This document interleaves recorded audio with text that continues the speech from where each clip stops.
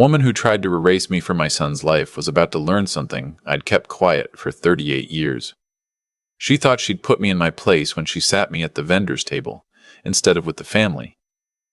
She thought the worst was over. It wasn't. What happened next on that polished marble floor in front of 300 guests at the Royal Glenmoor Hotel in Toronto would unravel everything she'd built her life on. And I wasn't the one who pulled the thread. My name doesn't matter much in this story, but I'll tell you anyway. I'm Theodore, 63 years old. I drive a 2014 Ford F-150 that's seen better days, and I wear the same brown corduroy jacket I bought from a Bay department store back in 1998. My hands are calloused, my nails are clean but never quite white. I look like exactly what my daughter-in-law assumed I was, a working man from somewhere outside the city, a small inconvenience in her otherwise perfect afternoon. I raised my son alone after his mother passed away from ovarian cancer when he was 9. His name is Nathaniel, and for most of his life he was the only thing that kept me getting up in the morning. We lived in a modest bungalow in Scarborough back then, and I worked long hours at what people in our neighborhood called the shop. That's how Nathaniel grew up describing it too. Dad works at the shop. Dad's at the shop again. Sorry, my dad can't make it. He's at the shop. He never asked me what kind of shop. He didn't really care. He had hockey practice and homework and friends, and eventually university at McGill. I paid every dollar of his tuition without him ever knowing where it came from. I drove up to Montreal twice a year in that beat-up truck, and stayed at the cheapest hotel I could find on Sherbrooke Street. He'd hug me, take me out for poutine, ask about the weather back home, and then I'd drive the 6 hours back to Toronto on Sunday night. That was our life. That was enough for me. So when Nathaniel called me last spring and said he was getting married to a woman named Isabelle Marchetti-Voss, I told him I couldn't be happier for him. I'd met Isabelle exactly twice, once at a quick dinner in Yorkville, where she barely looked at me, and once at her parents' summer place in Muskoka, where her mother, a tall woman named Celeste, had asked me which entrance I'd come in through. I told her the front door. She blinked and excused herself. Nathaniel had insisted I meet Isabelle's family at a restaurant on Avenue Road, and my stomach turned over for reasons that had nothing to do with hunger. I knew that restaurant. I knew the family who owned the building it sat in. I knew the price of the lease, the renovation budget, the original developer. I didn't say a word. I sat in my corduroy jacket and ate my Caesar salad and let Celeste Marchetti-Voss explain to me, slowly and loudly, what a sommelier was. It's the wine person, Theodore, she said, smiling the way you smile at a child who's wandered into the wrong classroom. He recommends the bottle. Ah, I said, thank you, ma'am. Her husband Reginald didn't say much that night. He was a quiet man, tall, silver-haired, with that particular kind of stillness you sometimes see in people who spent their lives reading rooms before they spoke. I caught him looking at me twice during that dinner. Just looking, not hostile, not warm.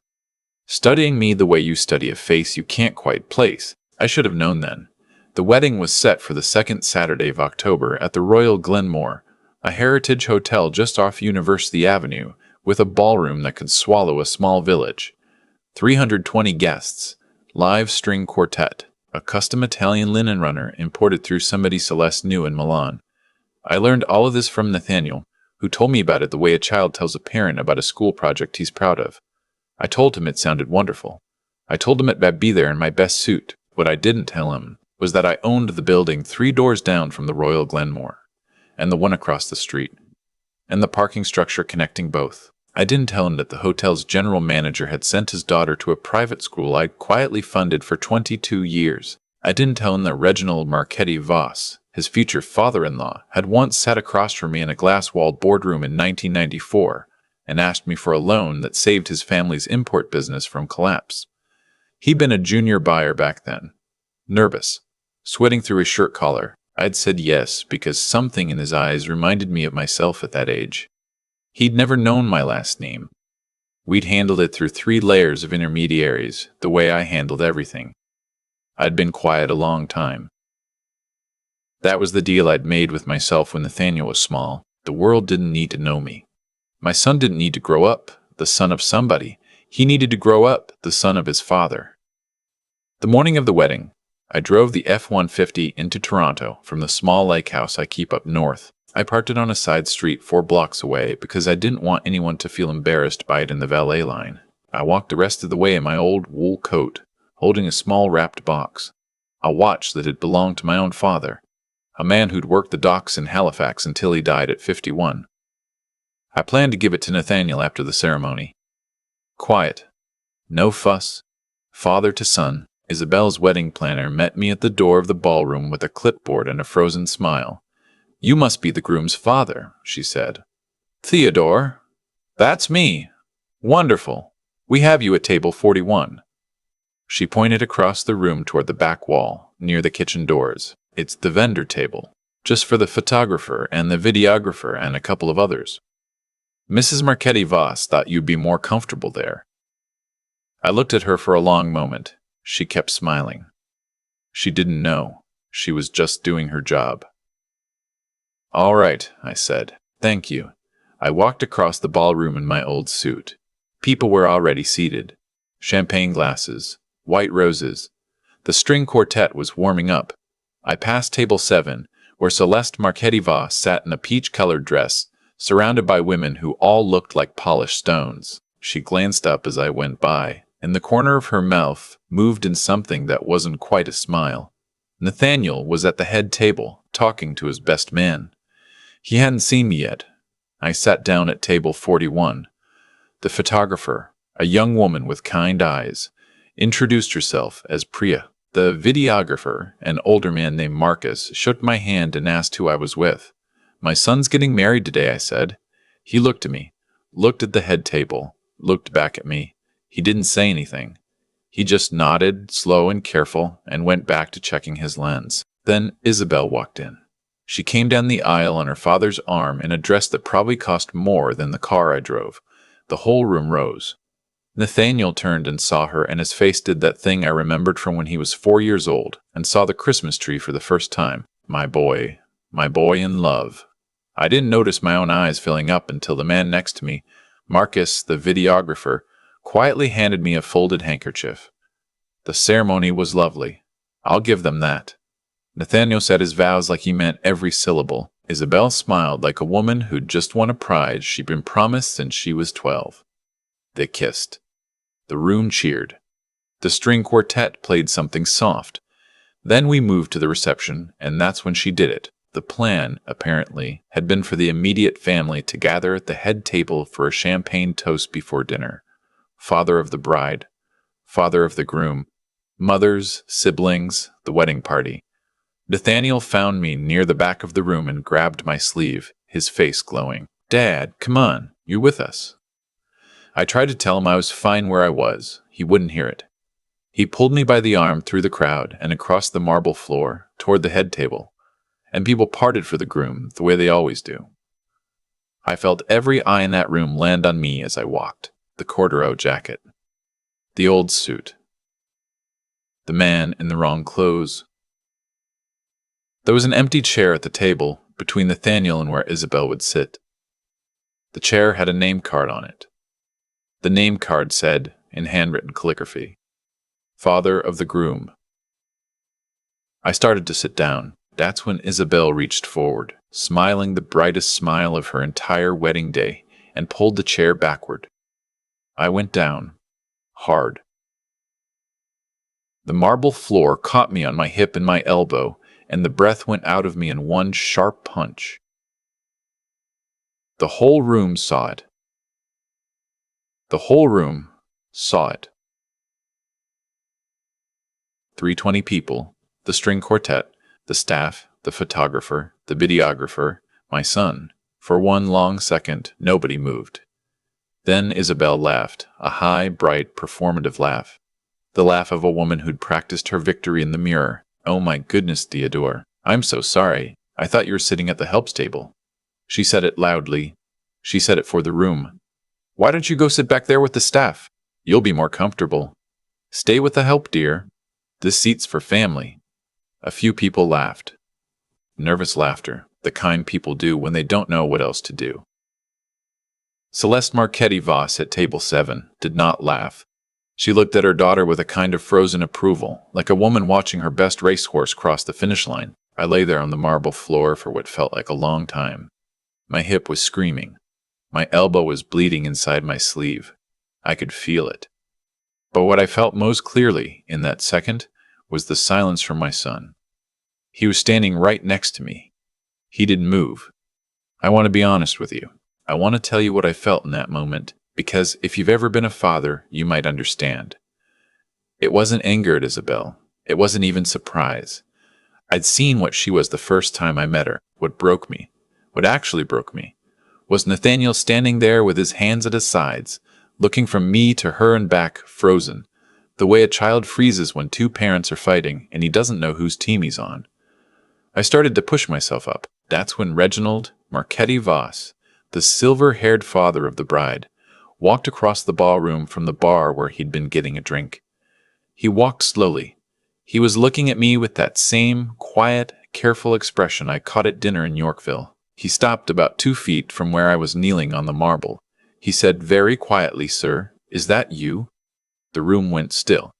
I didn't answer right away. I finished standing up. I straightened my jacket. I looked at him. "Hello, Reginald," I said. "It's been a while." His face did something I'll remember until the day I die. It went through 3 expressions in about 2 seconds. Recognition, then disbelief, then something close to terror. "Oh my God," he said. He said it under his breath, but in that silent ballroom, everyone heard him. "Oh my God, oh my God." Isabel was still standing by the head table with that bright, glassy smile fading off her face. "Daddy, what are you doing?"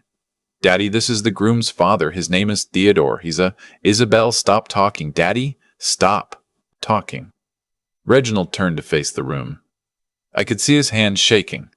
He cleared his throat, but it took him 2 tries to find his voice. "Everyone," he said. "Everyone. I need a moment. Please. I need a moment with this gentleman."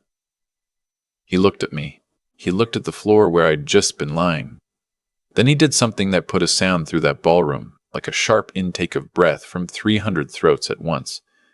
He bent down. Not all the way, but low. Low enough. "Sir," he said, "I am so sorry. I am so deeply, deeply sorry." I put my hand on his arm.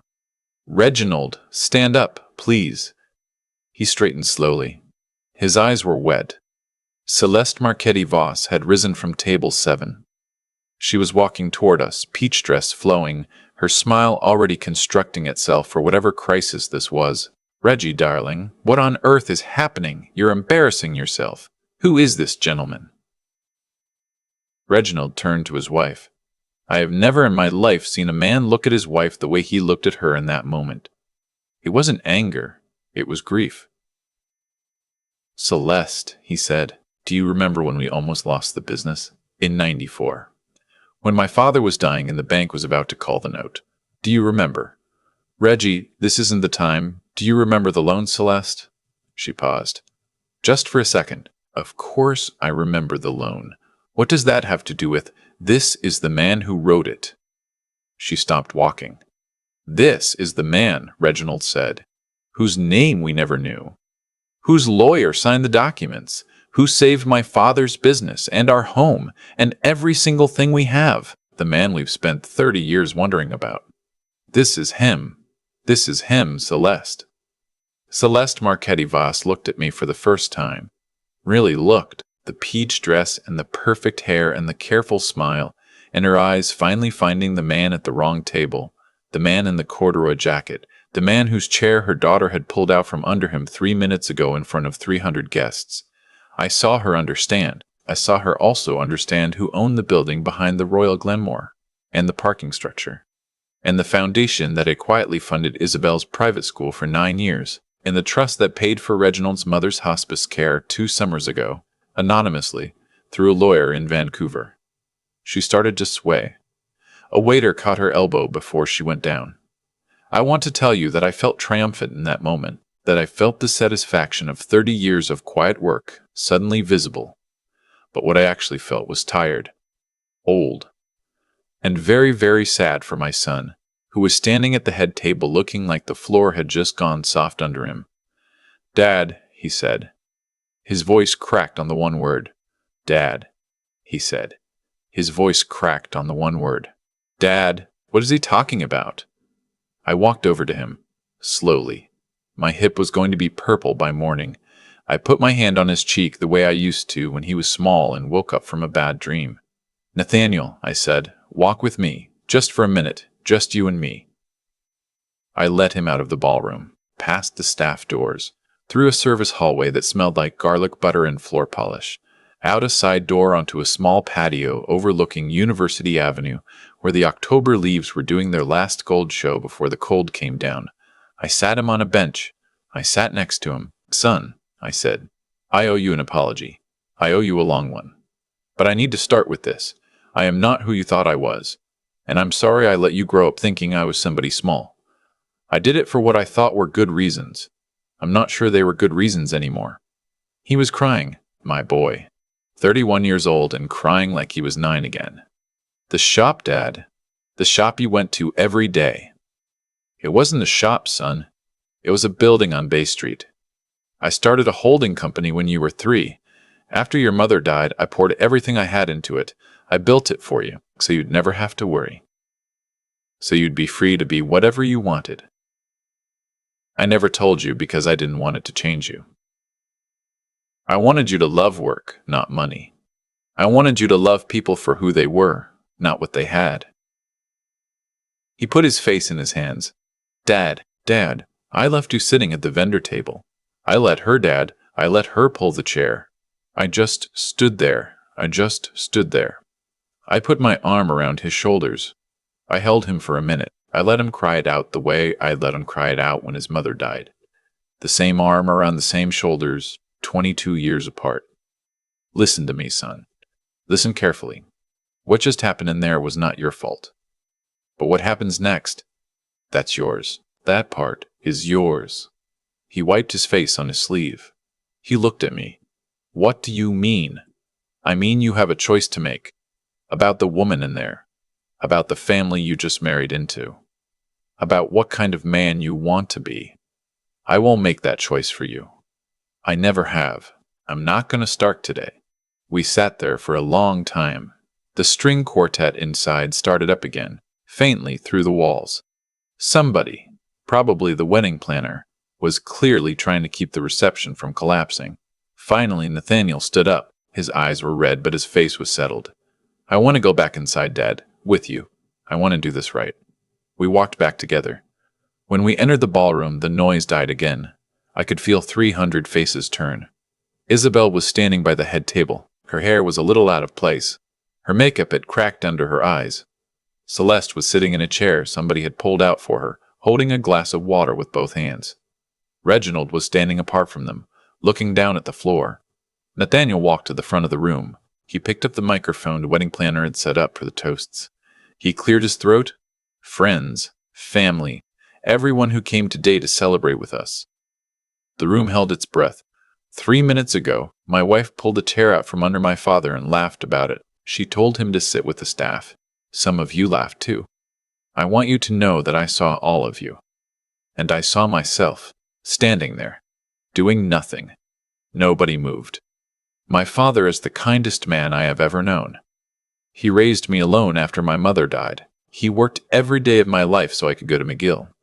He drove a Ford F-150 here today and parked it 4 blocks away because he didn't want anyone to feel embarrassed.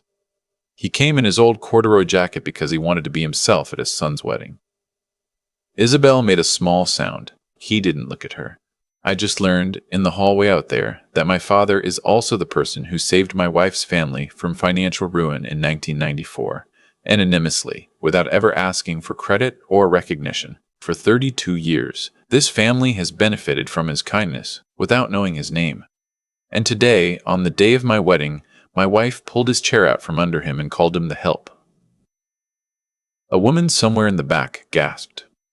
I don't know everything yet. I have a lot of questions for my dad, and I'll ask them later. But I know one thing. I know I am not going to spend my life with somebody who treats my father the way he was treated today.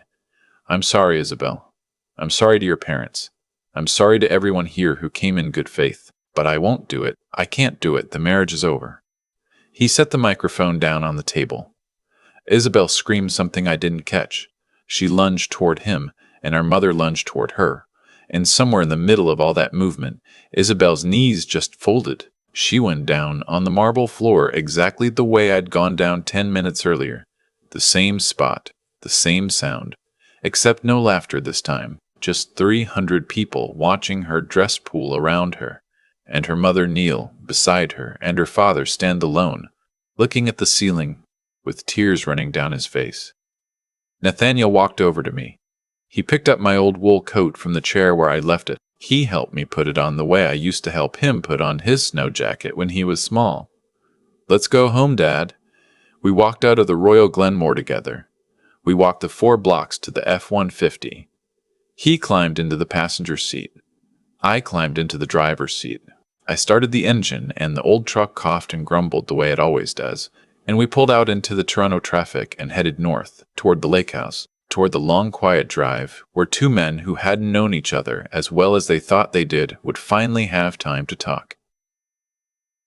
Reginald called me a week later. He'd done some quiet asking around. He'd put together what I owned, what I'd built, what I'd quietly funded over 30 years. He cried on the phone. He asked if there was any way at all, to repair what his daughter had done. I told him the truth. I told him the marriage was over, and that was Nathaniel's choice, not mine. I told him I had no anger toward him personally, that I'd written his loan in 1994 because I'd seen something in him I respected, and that I still respected it. I told him I hoped he'd take a hard look at the woman he'd raised and the wife he'd raised her with. He was quiet for a long time. Then he said something I think about often. "Sir, I spent 30 years wondering who you were. I thought finding out would be the best day of my life. Instead, it was the worst. Because I'd built a family that didn't deserve to know your name." I didn't have a response for that. I just told him I wished him well, and I hung up. Isabel's family business, it turned out, had been quietly financed by a chain of investments that connected, 3 layers down, to a holding company I'd been the silent partner in for 2 decades. Within 6 months, that financing structure was unwound. I didn't pull it. I didn't have to. Other people who'd watched what happened at the Royal Glenmoor simply chose not to renew. The Marchetti-Voss family lost the import business they'd nearly lost in 1994. This time, no anonymous letter arrived. No quiet hand reached out from the dark. Celeste filed for divorce 8 months later. Reginald moved into a small apartment in Mississauga. Isabel moved to Calgary, where I hear she works in retail. I take no satisfaction in any of that. I take no satisfaction in pain, even pain that perhaps was earned. My son lives near me now. He bought a small place 10 minutes from the lake house. He took a job at a nonprofit in Barrie that helps single fathers, and he runs it like he was born for it. He met a woman last year, a pediatric nurse named Hannah, who took one look at the F-150 in our driveway and asked if she could ride shotgun to the grocery store. Hannah doesn't know what I'm worth. Hannah doesn't care. Hannah brought me a casserole the second time I met her, the kind with the crispy potato top, the kind my own mother used to make in Halifax when I was a boy. I'm going to walk Hannah down the aisle, if she'll let me, when she and Nathaniel get married next summer. There won't be 300 guests. There won't be a string quartet. There will be a small stretch of grass behind the lake house, and folding chairs and a barbecue, and the people who actually love us. I never asked for any of what happened. I never wanted to be unmasked the way I was, but I learned something that day on the marble floor, lying there with my hip on fire, and 300 faces looking down at me. I learned that the people who try to put you in your place are usually the ones most desperate to hide their own. Dignity isn't something somebody else can take away from you by pulling out a chair. Dignity is what's left when the chair is gone, and you stand up anyway, and you brush off your old corduroy jacket, and you decide who you're going to be next. My name is Theodore. I am 63 years old. I drive a Ford F-150, and the woman who tried to erase me from my son's life learned, the hard way, that some men can't be erased. Not because of what they own, but because of who they raised. That part, the raising of him, was the only legacy I ever cared about. And on a marble floor in October, in a heritage hotel just off University Avenue, In front of 300 guests who came to watch a wedding and stay to watch a reckoning, I found out that the boy I'd raised had become the man I'd hoped he would. The rest of it, the buildings, the foundation, the holding company, the loan from 1994, all of that was just paper. Paper I'd accumulated quietly while waiting for the only test that ever mattered. He passed it, and I went home. I've thought about that afternoon at the Royal Glenmoor more times than I can count, and the strange thing is, I never think about it as the day I was humiliated. I think about it as the day I learned what I'd actually been building for 30 years. Not the buildings on Bay Street, not the holding company, not the loan I wrote for Reginald in 1994 when he was a frightened young man with a dying father and a business about to fold. None of that was the real work. The real work was the boy I drove home in my old Ford that night. When I look back, I see a chain of small choices that led to that marble floor, and I see how each one of them carried its own consequence. Isabel pulled the chair because nobody had ever taught her that contempt is a habit that eventually finds its way back to the person who practices it. Celeste raised her that way because somewhere along the line she decided that the people who clean your hotel and pour your wine and rate your loans aren't real people, just shapes in the background of her better life. Reginald knew better. Reginald had felt what it was like to be the one asking for help. But he'd let his wife build a daughter he was afraid to correct, and on the day it mattered, he stood across the ballroom holding a glass of bourbon while my hit the floor. Causes have effects. Quiet ones. Slow ones. They wait. I think about my own choices too. I kept my work hidden from Nathaniel because I was afraid of what money does to young men. That fear wasn't wrong, but it wasn't entirely right either. He grew up not knowing his own father, not really, and that's a kind of poverty I never meant to give him. I'll carry that for the rest of my life. The lesson there isn't that I should have told him sooner. The lesson is that integrity without honesty becomes its own kind of lie, and the people we love deserve the whole of us, not the version we curate. If I have anything to pass along to the people listening, it's this. Build your character the way I tried to build my buildings. Slowly, quietly, and from materials that don't rot. Be decent to the man at the vendor's table because you don't know who he is, and even if you did know, that shouldn't be the reason. Be honest with the people you love, even when honesty is harder than the silence. And when somebody pulls your chair out from under you, stand up, brush off your old jacket, decide who you're going to be next. The strength I needed that day at the Royal Glenmoor wasn't the strength to fight back. It was the strength to stay quiet long enough for the truth to do its own work. My son saw it. My son chose well, and in the end, that was the only thing I'd ever truly built.